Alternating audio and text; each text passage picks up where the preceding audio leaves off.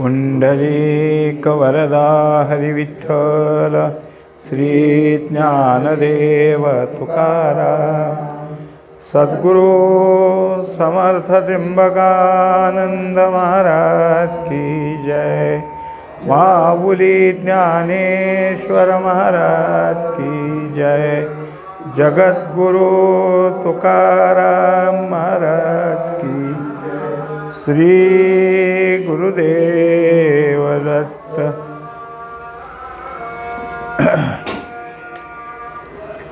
या बोलाची डांगुरटी तिये प्रसिद्धी आली किरीटी।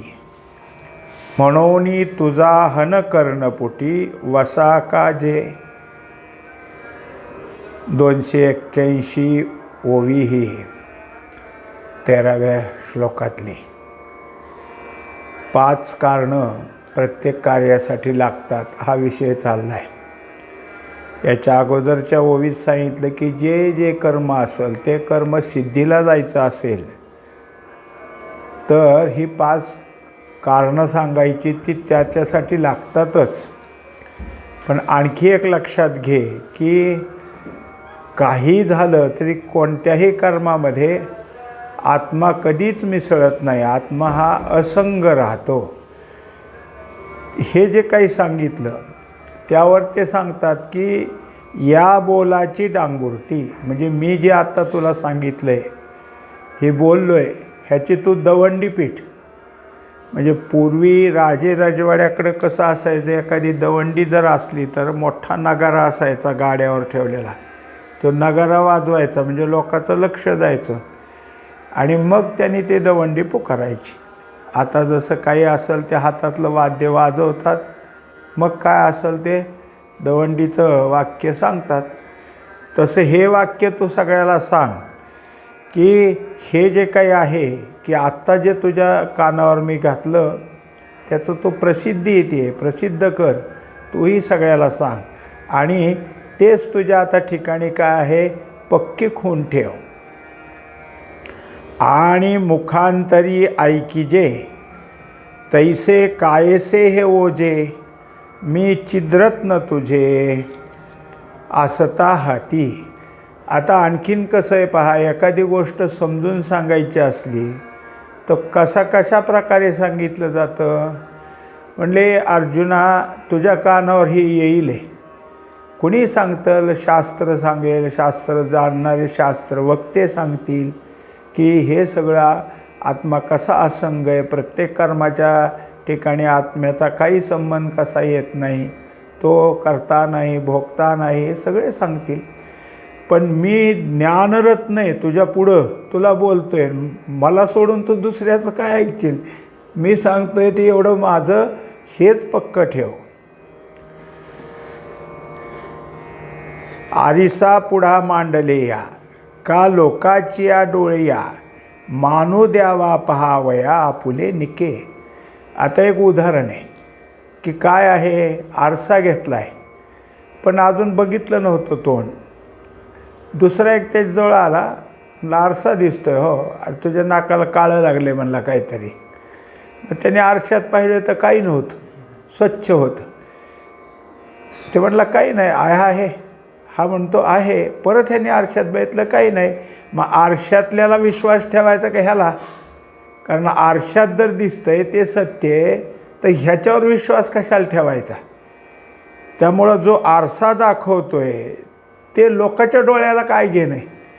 आरसा पुढा मांडले या का लोकाची या डोळ्या, दुसऱ्याच्या डोळ्यावर मानू द्यावा पहावया आपुले निके। अरे आपण जे पाहतोय ते आपलंच प्रतिबिंब आहे आणि ते योग्य आहे, दुसऱ्याने सांगितलेली थट्टा आहे, त्यामुळे त्याच्यावर विश्वास का ठेवावा। भक्त जैसेनी पुढा पाहे तेथ ते तेची होत जाये, मी तुझे जाहलो आहे खेळणे आजी। आत्तापर्यंत जेवढे काही माझे अवतार झाले, जेवढ्या वेळा मी आकाराला आलो आहे ते माझ्या इच्छेने नाही आलो, मला भक्ताने आणलं आहे। भक्तच मला कधी नरसिंह बनवतात, कधी परशुराम बनवतात, कधी राम बनवतात, कधी आणखीन काही काही जे काही रूप आहे ती सगळी भक्ताच्या म्हणण्याप्रमाणे, म्हणजे जसा भक्त म्हणेल तसं मला रूप घ्यावं लागतं. कुठेही देव सांग, कुठेही देव सांग असं हिरण्यकशिपूने म्हणायचं.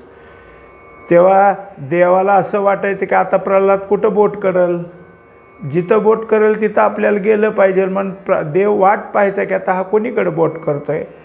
आता त्याला माहीत होतं प्रल्हाद हा इतका शुद्ध भक्त होता की देव चौकडच आहे, कुठं बोट करायचं.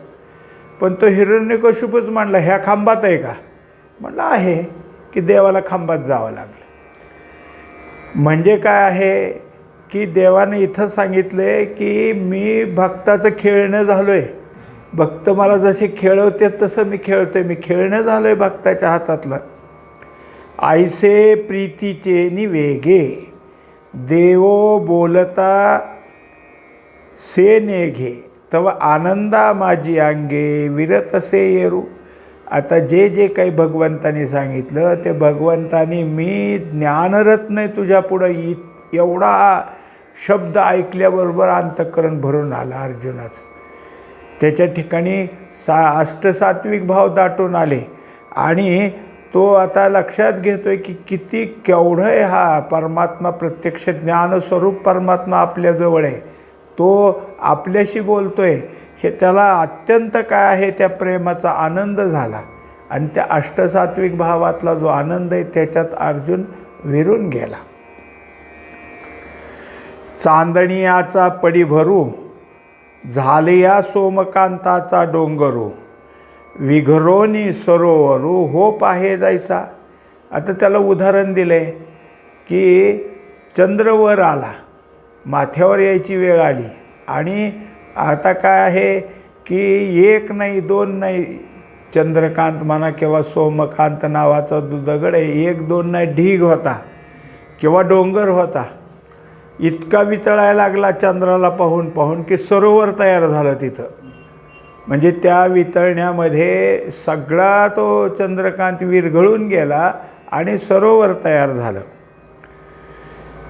सुख आणि अनुभूती तैसे सुख आणि अनुभूती या भावाची मोडोनी भिंती आतले अर्जुनाकृती सुखची जेथ. तेव्हा अत्यंत सुंदर असा हा काय आहे सिद्धांत आहे. ही ओवी फार महत्त्वाची.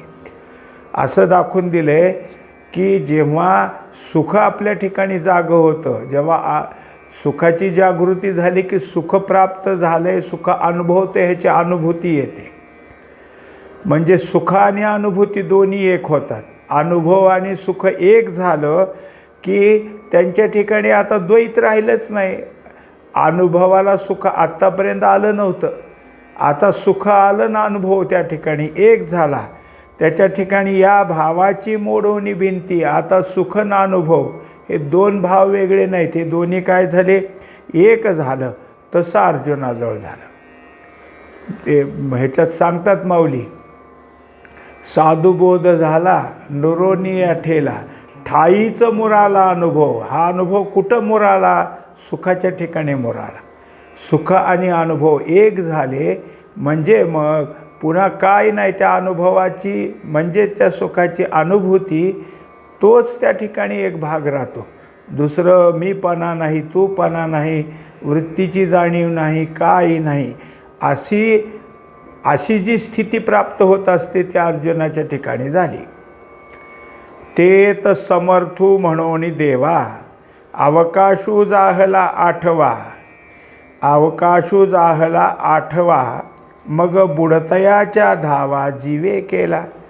आता हे सगळं होत असताना ह्या सगळ्या गोष्टी देवाला कळत नाहीत का?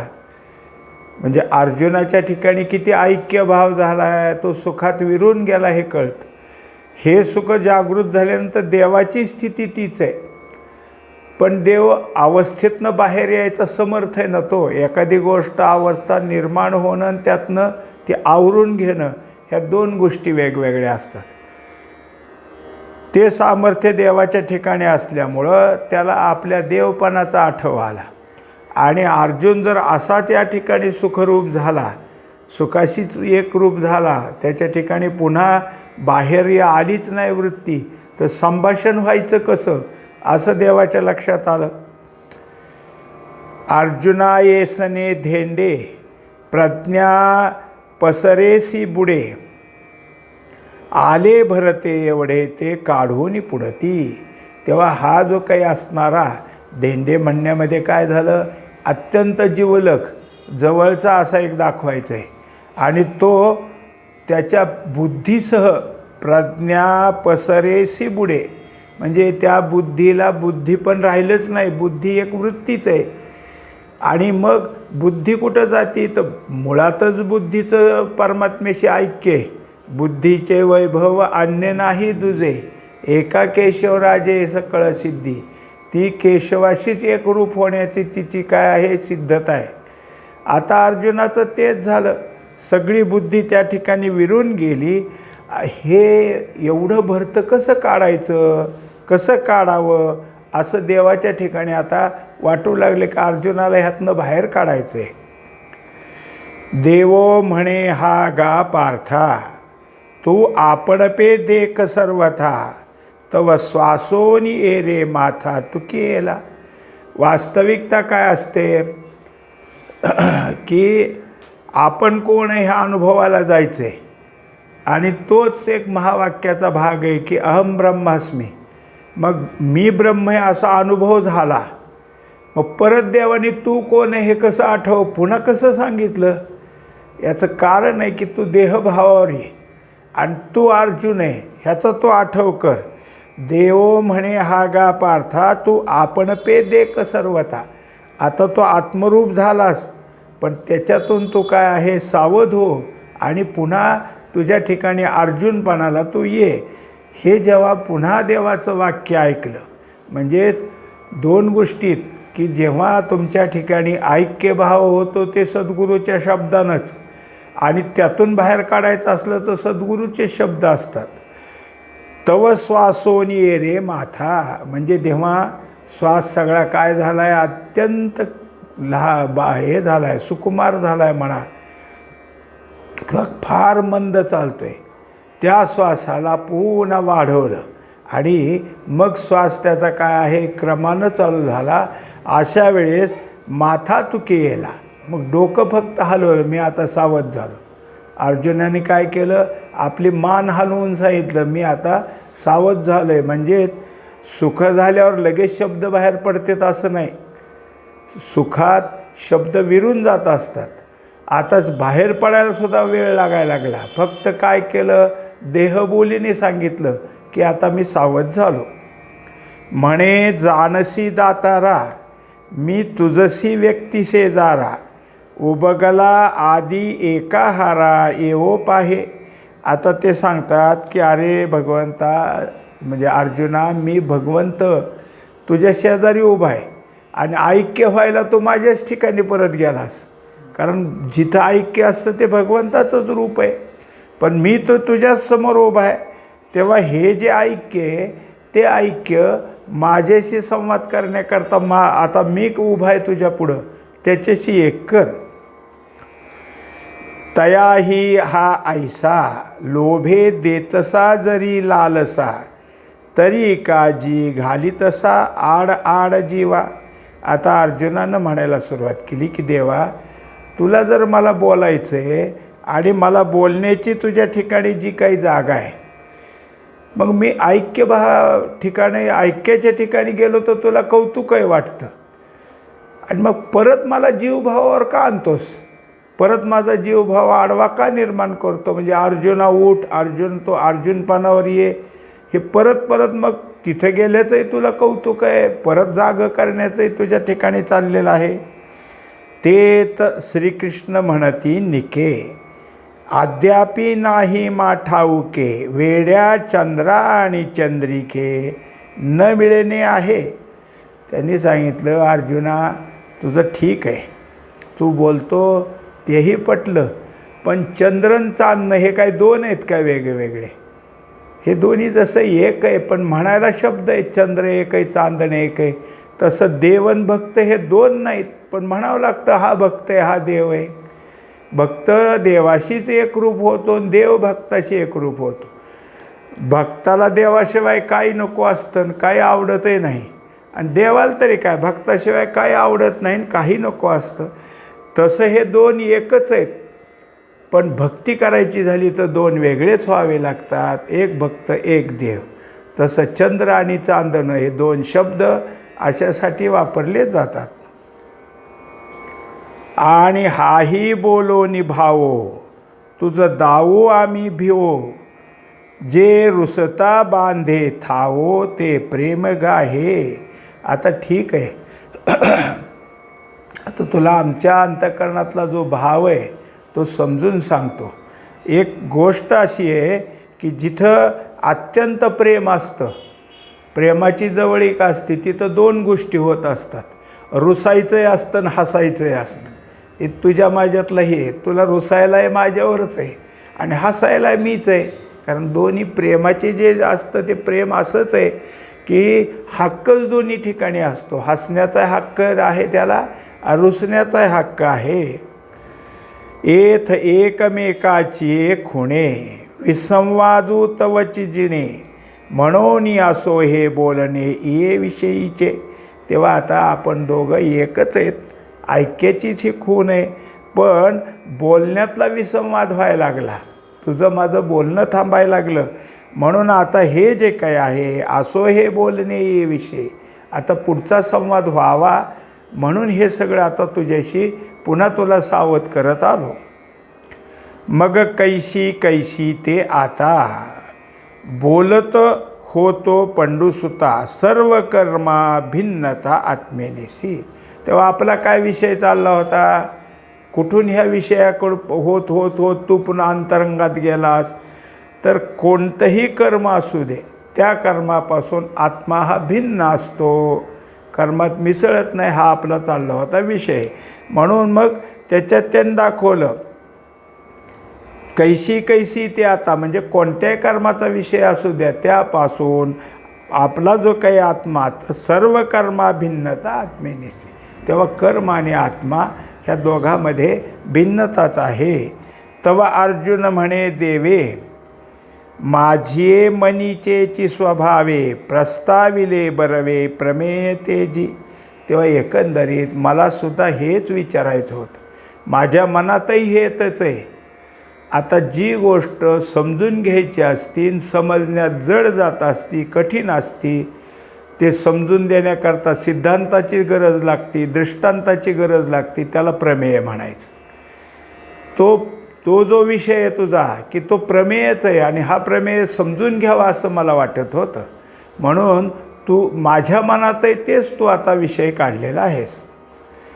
ते सकळ कर्माचे बीज, कारणपंचक तुझं, सांगेन ऐसी पैज घेतली का. तेव्हा आता ह्याच्या अगोदर तू हे जसं समजून सांगत होता तसं तू म्हणाला होतास की सगळ्या कर्माचं बीज जे काही सांगायचं ते कारण कोणतं, ते 5 आहेत. कारणपंचक हे तुला आता मी सांगणार आहे असा तो विषय चालू केलता. त्यातून आत्मा ह्या सगळ्या कर्मापासून कसा बाजूला आहे हाही विषय मांडलाच. पण मुख्य काय चाललं होतं आपलं, तर सगळ्या कर्माला सिद्धतेला जाण्याकरता 5 मुख्य कारणं आहेत. आणि आत्मया येथ काही सर्वथा लागू नाही, हे पुढारला सीते देई लहाणे मजे माझे. आता एकंदरीत काय आहे की ही 5 कारणं तुला सांगितली पाहिजे. ह्यात आत्मा कुठे येतो का बघ 5मध्ये.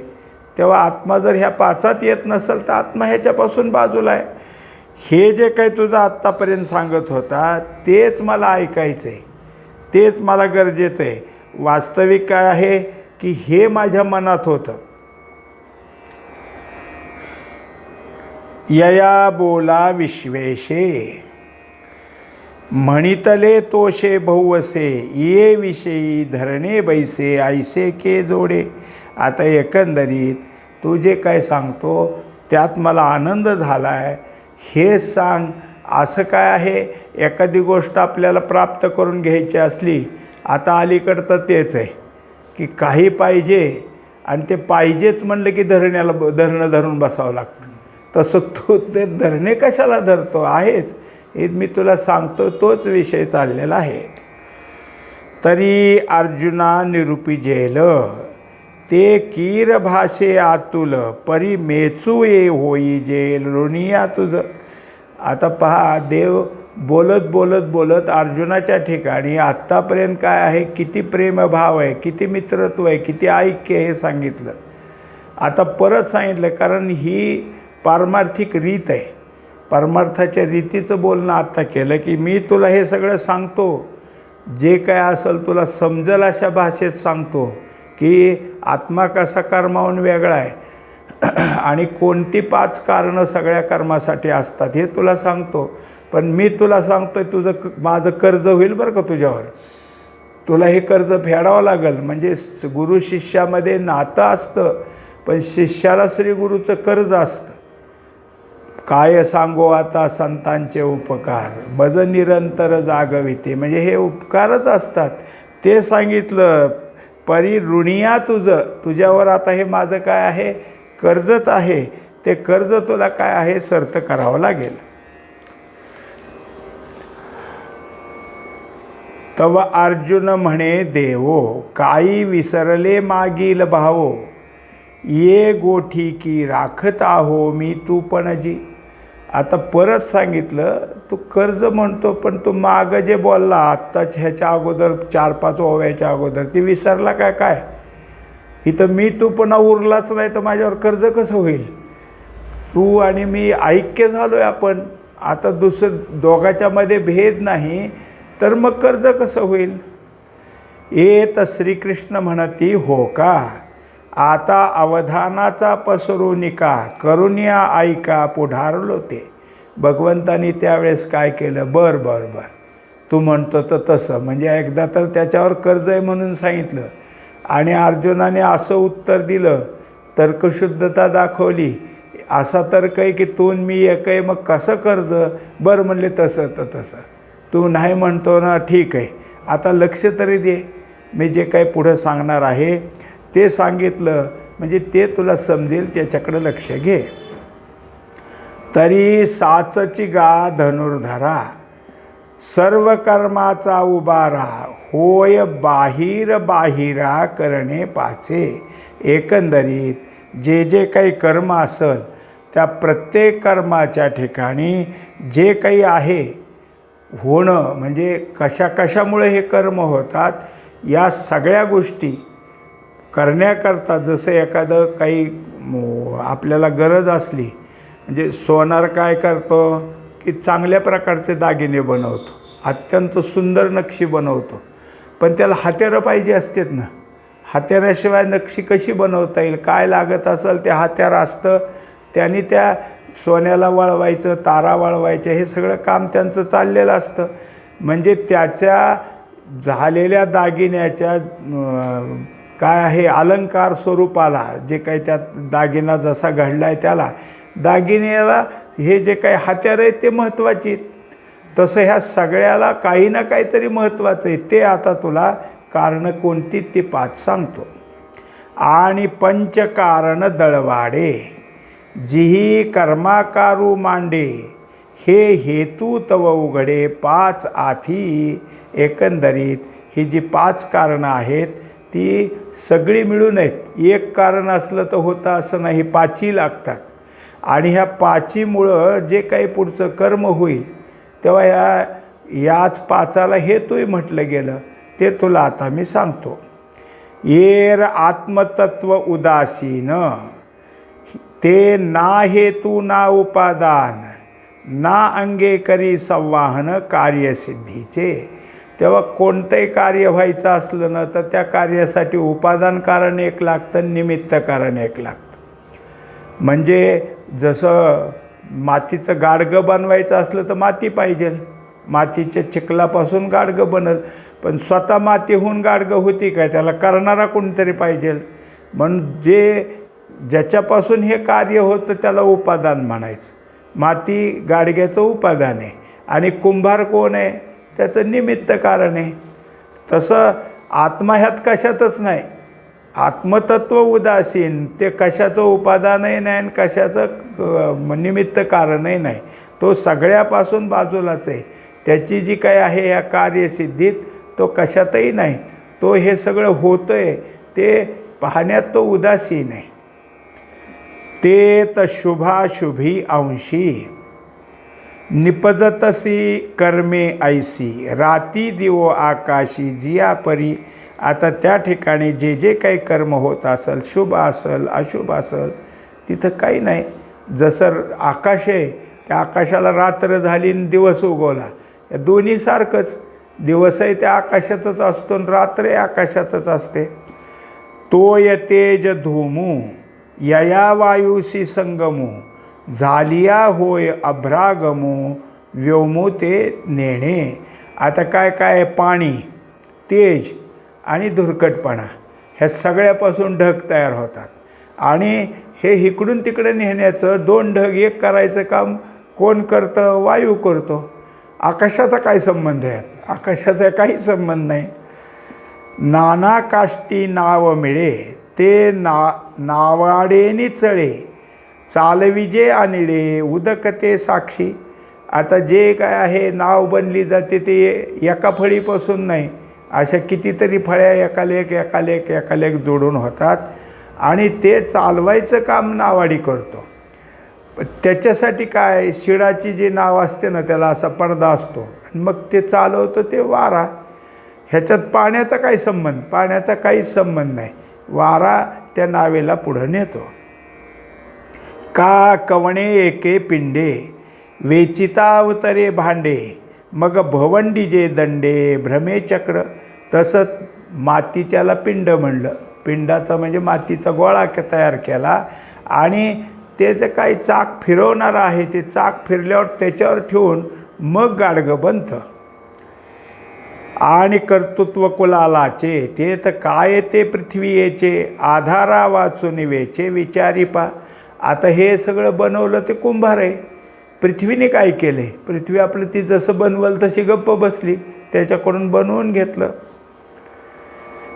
हेही असो लोकाची रहाटी होता आघविया कोण काम सवितया अंगा आले. तसंच सकाळी सूर्य उगवला, चला चला कामाला लागा. हे काय देव सूर्य कोणाला हाका मारत सुटतो काय? लोकच आपली आपली काय आहे, सूर्योदय झाला की कामाला लागतात. तैसे पाच हेतू मिळणी पाचेची हे कारणी की जे कर्मलतांची लावणी आत्मासिना.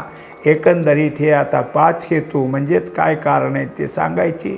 त्यापासून कर्म होतं, पण आत्मा ह्या सगळ्यापासून वेगळा आहे. आता तेची वेगळं आली पाचही विवंचुगा भली तू कोणी घेतली मोतीये जैसी. तर आता ही पाच कारणं काय आहेत ते तुला समजून सांगतो. जेणेकरून काय होईल, तुझ्या ठिकाणी जसं मोती वेचून घ्यावेत म्हणजे मग काय होतं की समजून येतं की चांगला कोणता आहे काय कोणता आहे. तसं आहे. आता एकंदरीत मागं पाच कारणं आहेत हे सांगायला जो श्लोक आला 13वा, त्या 13व्या श्लोकावर जवळजवळ 36-37 ओव्या लिहिल्या, पण माऊलीने ह्यात कुठं अजून पाच कारणाचं नाव काढलं नाही. आता पुढच्या श्लोकात मात्र ते सांगणार आहेत. पुंडलिक वरदारी विठ्ठल श्री ज्ञानदेव सद्गुरु समर्थ त्र्यंबकानंद महाराज की जय. माऊली ज्ञानेश्वर महाराज की जय. जगद्गुरु तुकाराम महाराज की. श्री गुरुदेव दत्त.